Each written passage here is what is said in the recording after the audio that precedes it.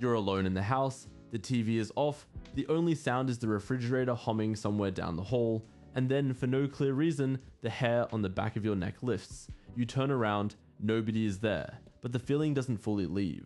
That sensation, the sudden certainty that eyes are on you, is one of the oldest alarms your body carries.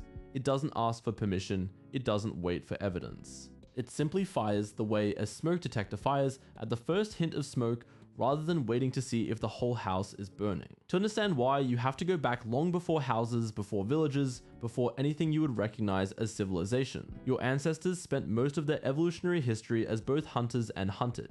A field of tall grass could hide a meal, or it could hide a leopard. The two possibilities looked almost identical from a distance. Guessed wrong in one direction and you went hungry, guessed wrong in the other direction and you didn't get a second guess. Natural selection does not reward accuracy, it rewards survival, and when the cost of missing a real predator is death, while the cost of a false alarm is just a few wasted seconds of nervous glancing, evolution builds a brain that would rather be startled 1,000 times for nothing than calm once when it mattered. Psychologists have a name for this tendency to assume something is watching or acting with intent, even when the evidence is thin.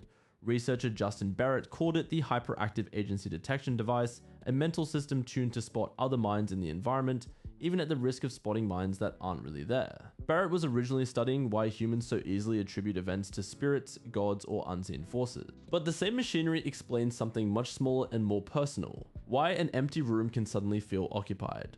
Here's what's happening underneath that feeling. Your visual system doesn't process everything you see with equal urgency. Most of what enters your eyes gets routed through the slower, more careful pathways of the cortex, the part of the brain that identifies objects, colors, and faces in detail. But a second, older pathway runs through a structure called the superior colliculus, tucked deep in the midbrain. This pathway is fast, rough, and almost primitive. It doesn't care about detail, it cares about one thing: is something dangerous nearby, and does it appear to be looking at me? Researchers studying gaze detection have found that humans are unusually fast and unusually sensitive at picking up on where eyes are pointed, even from the edge of peripheral vision, even from a glance that lasts a fraction of a second. A shape that vaguely resembles two eyes, a shadow with the wrong contrast, a reflection at the wrong angle, any of it can be enough to trip this ancient circuit. Your brain doesn't wait to confirm what it saw. It reacts first and lets the slower, more logical part of your mind catch up later. That's the twist most people don't expect. The feeling of being watched isn't proof that you were watched, it's proof that your nervous system is doing exactly what it evolved to do, treating an unclear signal as a potential threat rather than ignoring it. In a sense, you're not being paranoid. You're running software that kept your ancestors alive in landscapes where the difference between paying attention and not paying attention was the difference between having descendants and not having them. The amygdala plays a supporting role here too. This almond-shaped structure sits close to the brain's memory and emotion centers, and it specializes in fast threat appraisal. Neuroscientist Joseph Ledoux spent decades mapping how the amygdala can trigger a fear response before the rest of the brain has even finished identifying what it's responding to. That's why the feeling often arrives before any conscious thought. You don't decide to feel uneasy, you simply are uneasy, and only afterward do you start searching the room for a reason. This wiring doesn't just show up in dark houses, it shows up in 100 small modern moments. The itch to turn around while walking to your car at night, the instinct to glance over your shoulder on an empty subway platform, the strange discomfort of sitting with your back to a door in a restaurant, even in a perfectly safe neighborhood. None of these situations involve an actual predator, but your nervous system doesn't fully know that. It's still running code written for a world of open plains and unlit nights, a world where the unseen was far more often dangerous than not. There's an added layer that makes the feeling even stronger today.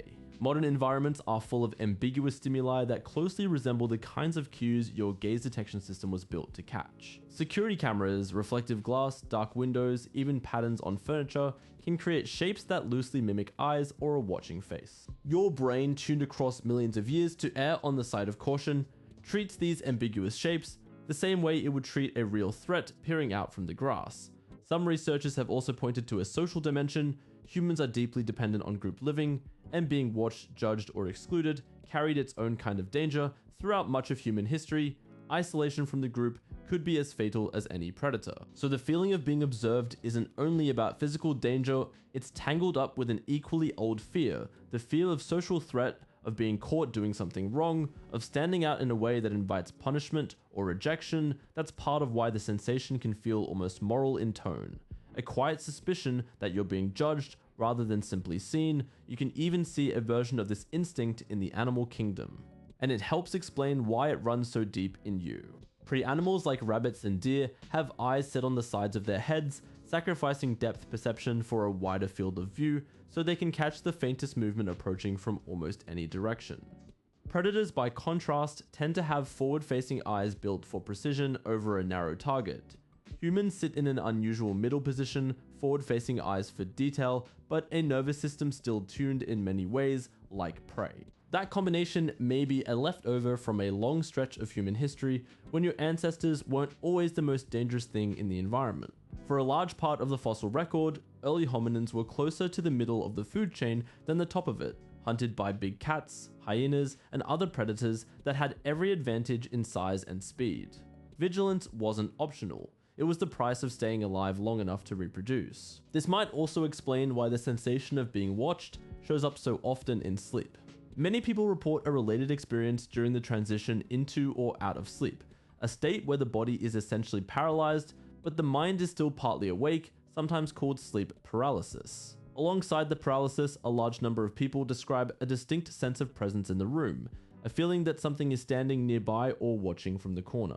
Researchers studying this phenomenon suggest it may be the same threat detection circuitry firing in the absence of any real visual input at all, generating the feeling of a watcher purely from an internal alarm with nothing external to justify it. If the feeling can appear with your eyes closed and no one in the room, that tells you something important. The sensation was never really about confirmed evidence. It was always about a system built to warn you first and verify later, sometimes so eager to warn you that it invents an audience out of nothing. Cross-cultural research adds another layer to the picture. Anthropologists studying communities all over the world, from dense cities to remote forest-dwelling groups with little contact with modern technology, have found strikingly similar reports of the feeling of being watched, often tied to darkness, isolation, or unfamiliar surrounding. That consistency matters. If the feeling were purely a product of modern culture, of horror movies or ghost stories passed down through specific traditions, you would expect it to look very different from place to place. Instead, the pattern shows up again and again, suggesting something closer to a shared piece of human wiring than a regional superstition. Even young children display an early version of this same wariness. Developmental psychologists have observed that infants and toddlers become notably more alert, sometimes visibly distressed in dim or unfamiliar rooms, well before they have the language to explain what they're feeling or the cultural exposure to have learnt it from a story. That timing suggests the response isn't something absorbed from movies or campfire tales told by adults. It looks more like a system that was already installed, waiting for the right conditions to switch on. None of this means the feeling is always wrong. Sometimes you really are being watched, and this same ancient alarm system is the reason you notice it before you consciously understand why. It's a wide net cast on purpose, one designed to catch every possible threat, even if it also catches plenty of false alarms along the way. What's strange is how little this system has updated, even as the world around it changed almost completely. You no longer sleep in the open, exposed to nighttime predators, you no longer need to scan tall grass for a shape that might move, and yet the alarm remains wired into a brain that hasn't had time, evolutionarily speaking, to learn that the danger has mostly disappeared. Evolution works on a timescale of thousands of generations. Cities, glass windows, and electric lighting have existed for barely a blink of that timescale. Modern technology has given this old system a strange new playground. Notification sounds, the sudden buzz of a phone in a quiet room, even the small red dot signaling that someone has viewed your message, can trigger a faint version of the same alertness that once meant a predator in the grass. You're not actually in danger when your phone lights up, but the same fast ancient circuitry that once scanned the horizon for movement now scans your inbox, your messages, your notifications, always slightly on edge, always slightly braced for something. It's a strange mismatch, an alarm system built for lions now going off for likes and unread texts, and yet it runs on exactly the same underlying wiring described earlier. So the next time that feeling creeps up your spine in an empty room, you don't have to explain it away as irrational. It isn't a glitch. It's an inheritance passed down from every ancestor who survived long enough to notice a shape in the dark before it noticed them.